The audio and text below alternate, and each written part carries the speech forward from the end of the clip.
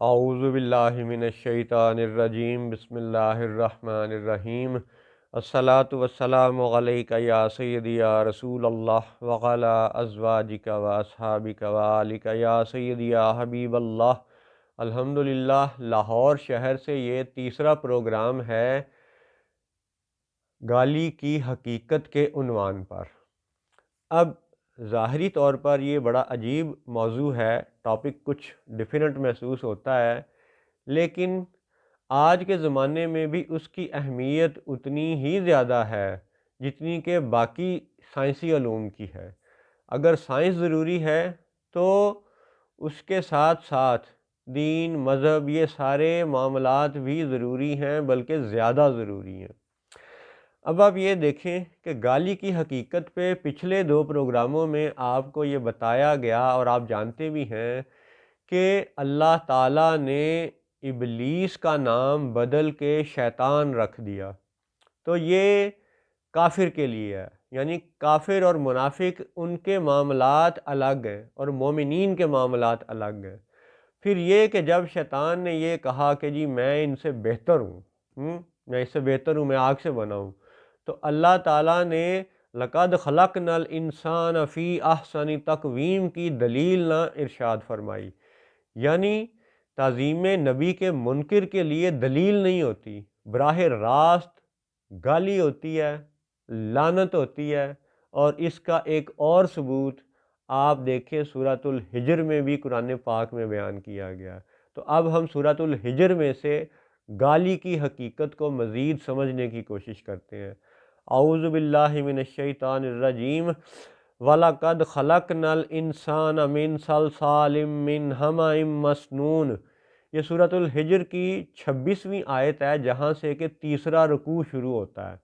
تو اس آیت کا آپ ترجمہ سنیے، وَلَقَدْ خَلَقْنَا الْإِنسَانَ، اور بے شک ہم نے انسان کو تخلیق فرمایا، مِنْ صَلْصَالٍ مِّنْ حَمَإٍ مَّسْنُونٍ، بجتی ہوئی مٹی سے جو اصل میں سیاہ بدبودار گارا تھی۔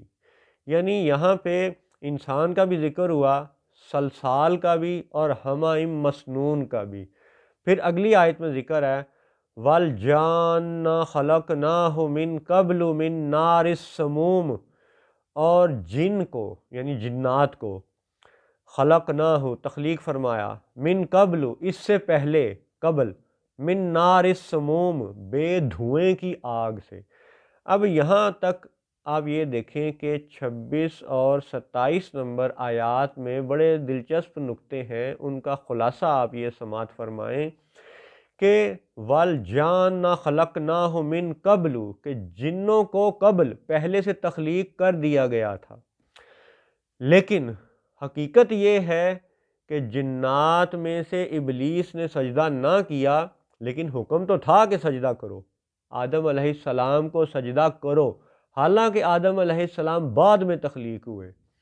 اس کا مطلب ہے کہ گورے نے یہ جو ساری دنیا میں سسٹم بنایا، یہ مختلف اداروں کا، اور پھر اس میں وقت کے حساب سے سینیورٹی کا نظام قائم کر دیا کہ جی اگر وہ 2 سال پہلے آیا ہے یا وہ 2 دن پہلے آیا ہے تو سینیورٹی کے لحاظ سے اس کو پہلے ترقی دی جائے گی۔ یہ گورے کا نظام ہے اور یہ ظلم کا نظام ہے۔ آپ دیکھیں کہ آپ قرآن پاک میں سے ہمارے لیے نشانی کیا بیان کی جا رہی ہے، وَالْجَانَّ خَلَقْنَاهُ مِن قَبْلُ مِن نَارِ السَّمُومِ۔ نار سموم کا ذکر ہے، ایک ہوتی ہے آگ دھوئیں والی جو آنکھوں کو تکلیف دیتی ہے، جسے ہم بری آگ بھی کہہ سکتے ہیں، تکلیف دے، لیکن یہاں پہ وہ دھوئیں والی آگ کا ذکر نہیں ہے، نار السموم بے دھوئیں والی کوئی خاص قسم کی آگ کا ذکر ہے۔ بے دھواں ہونا، اس آگ کی ایک طرح کی ایسی کریکٹرسٹک بیان کی جا رہی ہے، ایک ایسی خوبی بیان کی جا رہی ہے جو اس آگ کے اچھا ہونے کا ایک انداز نظر آتا ہے، لیکن اس میں سے بنایا کس کو گیا؟ جن کو، جنات کو، اور پہلے قبل، لیکن سینیورٹی کس کو دی گئی؟ آدم علیہ السلام کو، جو بعد میں بنے۔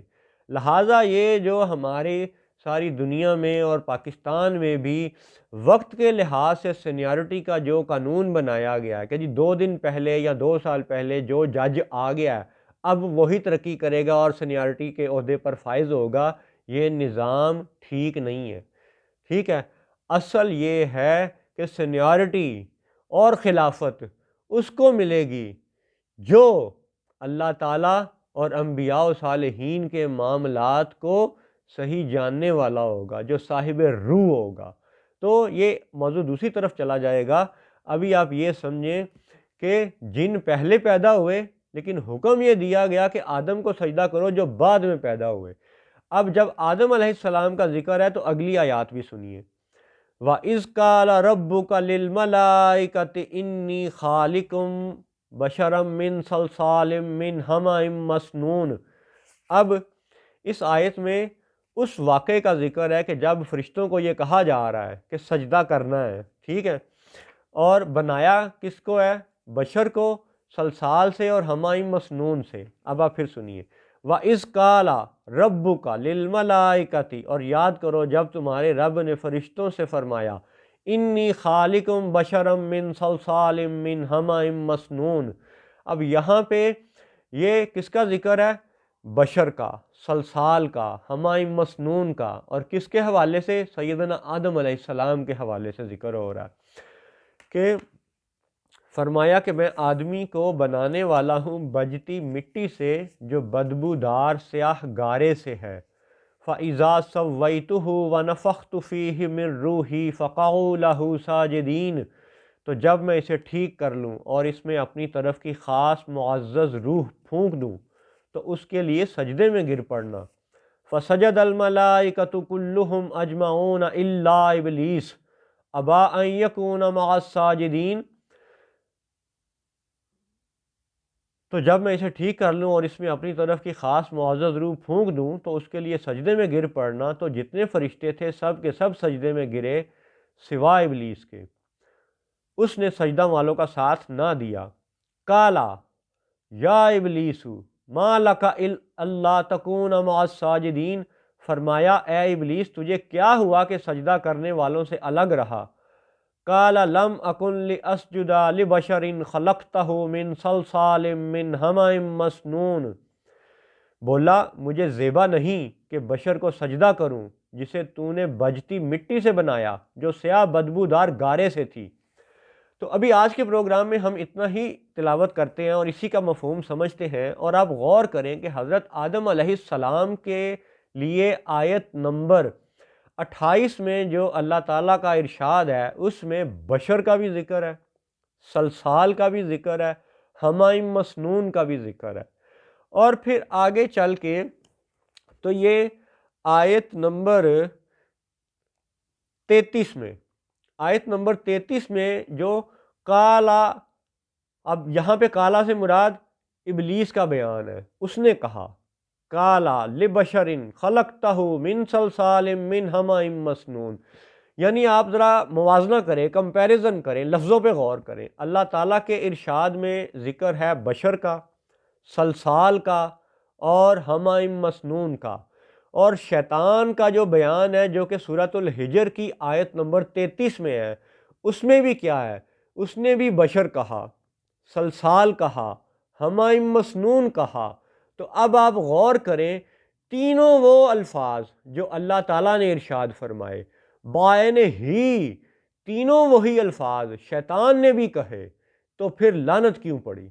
پھر گالی کیوں دی گئی؟ پھر نام کیوں بدلا گیا؟ پھر برا کیوں قرار دیا گیا؟ پھر یہ سارے وہ حقائق ہیں میرے دوستوں، میرے بچوں، کہ جو قرآن و حدیث سے تب سمجھ آئیں گے کہ جب آپ کسی اللہ والے سے، کسی حقیقی علم والے سے، کسی حقیقی حکمت والے سے یہ باتیں سیکھو گے، اور یہ صاحب نظر ہی بتا سکتے ہیں۔ تو اب انہی صاحب نظر کا، پیر و مرشد کا یہ فیضان ہے جو اگلی نسل تک منتقل کرنا اس حقیر کے ذمے لازم ہے، اسی سلسلے کی یہ کڑی ہے۔ تو اب آپ یہ دیکھیں، اللہ تعالیٰ کے ارشاد میں بشر، صلصال، حمأ مسنون فرمایا گیا، شیطان نے بھی بشر کہا، صلصال کہا، حمأ مسنون کہا، ٹھیک ہے؟ تینوں الفاظ بالکل سیم لگتے ہیں، لیکن آگے ذکر سنیے۔ اللہ تعالیٰ کا فرمان ہے، کالا فرمایا۔ اب یہاں پہ کالا کا ذکر ہے 34 نمبر آیت میں، اللہ تعالیٰ کا فرمان، کالا فخرج خارج ہو جا، یہاں سے نکل جا، چلا جا، یعنی دفع ہو جا۔ منہا فإنک رجیم وإن علیک اللعنۃ الی یوم الدین۔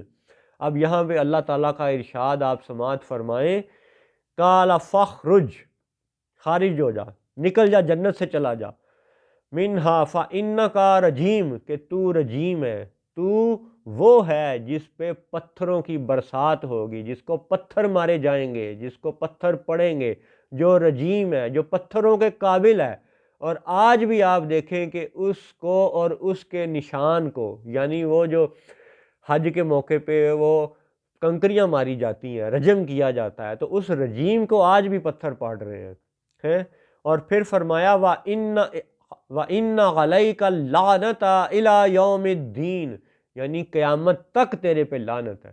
یعنی جس نے تعظیم نبی کی حقیقت کو نہیں سمجھا، حالانکہ اس نے بشر کے حساب سے بشر کہا، سلسال کے حساب سے سلسال کہا، ہمائم مسنون کے حساب سے ہمائم مسنون کہا، بائن ہی سیم ایک جیسے الفاظ کا انتخاب کیا اس نے بھی ہے، وہی بیان دیا، لیکن تعظیم نبی کی حقیقت کو نہ سمجھ پایا، تو ایسی لعنت اس پہ ڈالی گئی الی یوم الدین، قیامت تک اس پہ لعنت ڈال دی گئی۔ تو یہ ہے گالی کی وہ حقیقت کہ جو قرآن پاک سے آیا ہے۔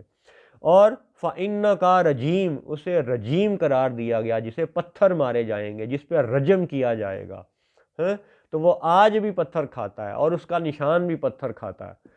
تو تکلیف اس کو ہوتی ہے، اور اس تکلیف کا پھر وہ بدلہ کیسے لیتا ہے، اس کا ذکر اگلے پروگرام میں کریں گے۔ ابھی آپ یہ سمجھیں کہ اللہ تعالیٰ اپنے نبی کے لیے جو بات، جو لفظ ارشاد فرمائے، وہ اللہ کے شایان شان تو ہے، بشر اللہ کہے تو شایان شان ہے، نبی اپنے آپ کو خود بشر کہے تو یہ ان کے شایان شان ہے، یہ نبی کی عاجزی کا اظہار ہے۔ لیکن اللہ اور رسول کے علاوہ اگر کوئی دوسرا تیسرا ایرا غیرہ، ٹام ڈک اینڈ ہیری، بشر کہے، سلسال کہے، ہمائم مسنون کہے، تین کہے، تراب کہے، مٹی کہے، تو لعنتی، اور وہ گالی کا حقدار، اور وہ پتھروں کا حقدار، اور وہ لعنت کا حقدار الی یوم الدین، قیامت تک۔ تو یہ ہے گالی کی حقیقت۔ تو انشاءاللہ اللہ نے چاہا تو قرآن و حدیث سے مزید حقائق بیان کریں گے۔ اگلے پروگرام تک اجازت دیجیے۔ السلام علیکم ورحمۃ اللہ وبرکاتہ۔